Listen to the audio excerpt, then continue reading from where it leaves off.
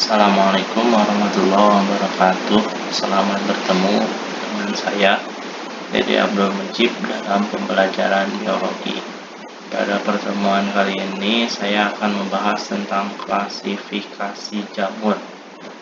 Ada berapa kelompokah jamur dan bagaimana ciri-cirinya?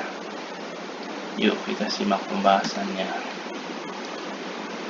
Jamur atau fungi berdasarkan cara reproduksinya diklasifikasikan menjadi 4 divisi.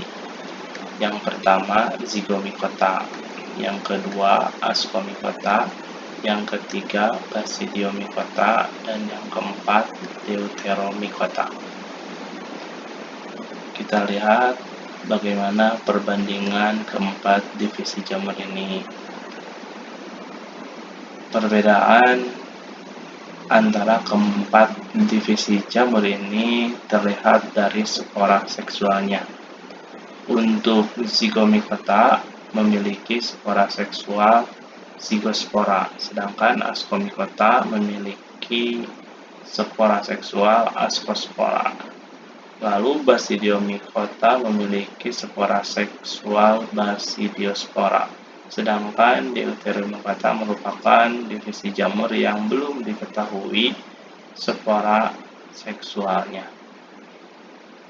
Adapun untuk spora aseksualnya, spora aseksual itu spora yang dihasilkan tanpa melalui proses perkawinan. Kalau spora seksual itu dihasilkan melalui proses perkawinan. Spora aseksual pada Zygomicota yaitu berupa sporangiosspora, sedangkan pada Ascomycota, Basidiomycota, dan Deuteromycota berupa conidiospora. Adapun contoh dari masing-masing divisi jamur ini, untuk Zygomicota contohnya adalah Rhizopus oryzae atau jamur tempe. Untuk Ascomycota contohnya Saccharomyces cerevisiae atau jamur tape yang biasa digunakan sebagai ragi tape liur. Adapun untuk Basidiomycota contohnya Volvariella volvacea, itu jamur merang yang biasa kita konsumsi. Sedangkan untuk Deuteromycota contohnya itu Taenia versicolor atau jamur panu yang menyebabkan penyakit panu pada kulit.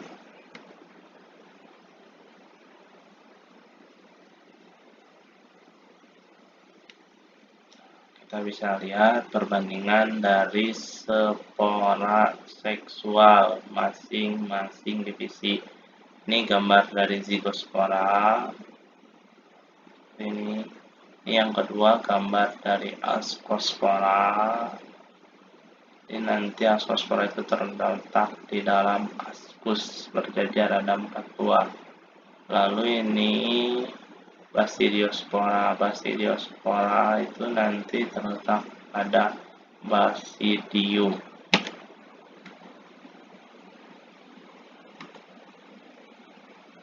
Adapun spora seksual bisa lihat di sini. Yang sebelah kiri ini ada sporangiospora yang dimiliki oleh Zygomicota. Nah, di ujung sporangiospora ini letak dari sporanya. Ini namanya, semuanya ini disebut sporangium. Sedangkan untuk conidiospora ini terletak, bentuknya kayak kipas, terletak di ujung dari conidia.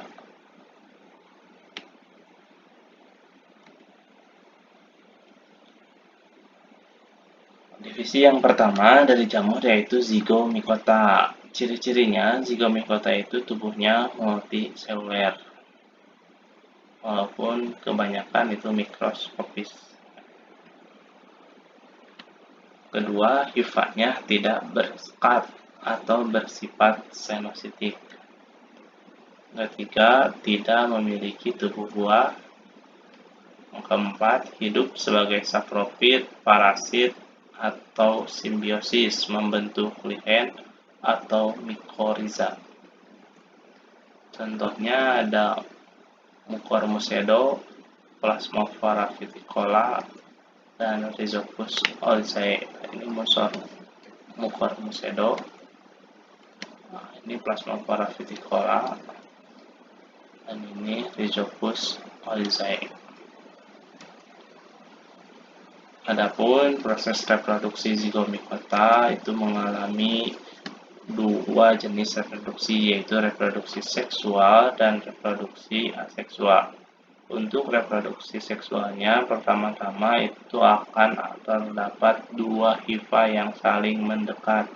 Hifa ini nanti dibedakan menjadi hifa tipe positif dan hifa tipe negatif, karena tidak bisa dibedakan mana yang jantan, mana yang betinanya. Selanjutnya, nanti hifa yang saling mendekat ini akan membentuk gametangium.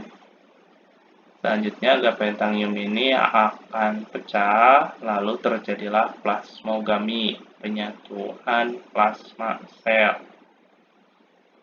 Maka terbentuklah zigosporangium muda. Zigosporangium muda ini nanti akan berkembang menjadi zigosporangium yang bersifat dikariotik, artinya punya dua inti. Selanjutnya, kedua inti dari zigosporangium ini akan mengalami kariogami atau penyatuan inti, sehingga menghasilkan nukleus diploid. Selanjutnya, zigosporangium akan mengalami inti dari zigosporangium akan mengalami pembelahan meiosis sehingga terbentuk nukleus yang haploid. Nantinya akan tumbuh berkembang membentuk sporangium. Sporangium menghasilkan spora yang haploid. Spora-spora yang pecah dan jatuh di tempat yang cocok itu nantinya akan berkecambah membentuk hifa baru, tumbuh membentuk miselium yang baru. Adapun yang mengalami reproduksi aseksual, nanti spora itu akan tumbuh menjadi miselium baru, lalu menghasilkan sporangium yang baru. Dari sporangium ini akan dihasilkan kembali spora. Terus itu berputar, siklus hidupnya seperti itu. Jadi mengalami dua kali reproduksi seksual dan reproduksi aseksual. Reproduksi seksual nanti menghasilkan zigospora, sedangkan reproduksi aseksual menghasilkan sporangiosfora. Divisi yang kedua yaitu ascomycota. Ciri-ciri dari ascomycota yang pertama, tubuh ada yang uniseluler, namun kebanyakan multiseluler. Selanjutnya, hifanya bersekat dan berinti banyak. Beda dengan zigomycota, hifanya tidak bersekat. Lalu ada yang tidak membentuk buah dan ada yang membentuk tubuh buah. Jadi ada yang membentuk tubuh buah, ada yang tidak. Kalau zigomycota tadi tidak membentuk tubuh buah. Tubuh buah pada ascomycota itu disebut ascocap. Cara hidupnya itu ada yang sapropit. Sapropit itu mendapatkan makanan dari makhluk hidup lain yang masih hidup, sedangkan parasit yang sudah mati. Sedangkan parasit itu mendapatkan makanan dari makhluk hidup lain yang masih hidup atau bersimbiosis membentuk mikoriza. Contohnya, ascomycota itu Aspergillus wenti, Penicillium notatum. Penicillium itu untuk penghasil antibiotik. Kalau Aspergillus wenti itu ragi untuk kecap. Lalu ada Saccharomyces cerevisiae, itu biasa digunakan untuk ragi, tape, atau roti. Adapun cara reproduksinya sama, ada dua jenis reproduksi, yaitu reproduksi seksual dan reproduksi aseksual. Yang pertama ada reproduksi seksualnya. Pada reproduksi seksual, dua hifa yang berbeda, yaitu tipe positif dan tipe negatif. Tipe positif kalau di Ascomycota itu biasa dianggap sebagai yang betina, sedangkan tipe negatif itu dianggap sebagai jantannya. Hifa tipe positif nanti akan membentuk ascogonium, sedangkan hifa tipe negatif akan membentuk antheridium. Ascogonium nanti akan membentuk trikogin atau jembatan penghubung antara antheridium dan ascogonium. Kemudian nanti akan terjadi plasmogami, peleburan inti dari antheridium dan ascogonium. Terbentuk ascocarpium dengan hifa dikaryotik. Di ujung ascocarpium atau ascocap ini terdapat ascus, ini kantung-kantung spora. Ascus awalnya berupa ascus dikaryotik, jadi ada dua inti. Ini bisa kita lihat ada dua inti, yang merah dan yang biru. Selanjutnya nanti akan terjadi karyogami, sehingga terbentuk ascus diploid. Maksudnya karyogami itu peleburan inti. Maka sekarang intinya jadi satu, tapi diploid. Kemudian selanjutnya inti dari ascus ini akan mengalami pembelahan meiosis menghasilkan 4 inti. Kemudian mengalami pembelahan lagi yaitu pembelahan mitosis sehingga dihasilkan 8 inti. 8 inti inilah yang disebut dengan ascospora. Jika ascospora sudah matang, lalu ascusnya pecah, tersebar dan jatuh di tempat yang cocok, maka akan tumbuh hifa baru membentuk miselium yang baru. Adapun reproduksi aseksualnya itu dihasilkan dari conidium. Conidium itu akan menghasilkan conidiospora di ujung-ujungnya. Conidiospora jika sudah matang nanti akan bertebaran, akan tersebar, jatuh di tempat yang cocok, maka membuka jamur yang baru. Itu untuk reproduksi Ascomycota. Yang ketiga ada Basidiomycota. Cirinya tubuhnya multiseluler. Yang kedua hifanya bersekat, sama dengan Ascomycota bersekat. Beda dengan Zygomycota. Kalau Zygomycota tidak bersekat. Kalau Basidiomycota memiliki tubuh buah, biasanya ukurannya besar-besar. Nah, tubuh buah ini disebutnya basidiokarp.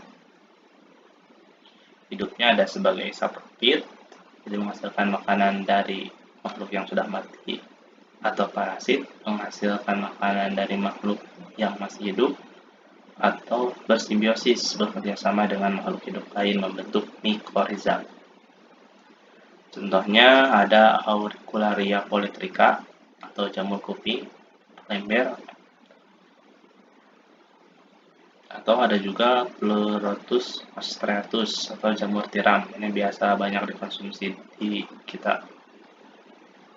Atau Volvariella volvacea, ini juga atau disebut dengan jamur merang, ini juga sama biasa dikonsumsi kita. Adapun untuk reproduksinya sama dengan yang lain, itu reproduksi secara seksual. Reproduksi seksual jadi nanti dua hifa yang berbeda tipe negatif dan tipe positif akan saling berdekatan, kemudian akan melebur membentuk miselium dikaryotik, punya dua inti. Selanjutnya akan berkembang menjadi basidiokarp. Basidiokarp ini disebut dengan tubuh buah atau basidiokarpium. Di ujung-ujung basidiokarp ini akan terbentuk basidia atau basidium. Basidium ini memiliki dua inti atau dikaryotik. Selanjutnya, kedua inti ini akan mengalami karyogami atau peleburan membentuk nukleus diploid. Selanjutnya, nukleus diploid ini akan mengalami pembelahan meiosis sehingga membentuk 4 inti haploid. Jadi Basidium sekarang punya 4 spora. Dan di ujung Basidium itu akan terbentuk sterigma. Dan masing-masing dari Basidiospora itu akan masuk ke dalam sterigma, kemudian berkembang hingga matang, lalu pecah, dan jika jatuh di tempat yang cocok, maka akan tumbuh hifa baru. Hifa-hifa tersebut akan tumbuh menjadi miselium baru, tumbuhlah jamur yang baru. Yang terakhir ada Deuteromycota. Untuk ciri-ciri Deuteromycota itu disebut juga fungi imperfecti, jamur tidak sempurna, karena pada jamur ini belum diketahui dengan pasti cara perkembangbiakan seksualnya. Hidupnya ada yang saprofit, ada yang parasit. Contohnya Epidermophyton phlocosuum, Damicosporum, dan ada Tinea versicolor. Ini contoh Tinea versicolor. Ini jamur panu menyebabkan penyakit panu. Sekian pertemuan tentang klasifikasi jamur. Semoga bermanfaat. Wassalamualaikum warahmatullahi wabarakatuh.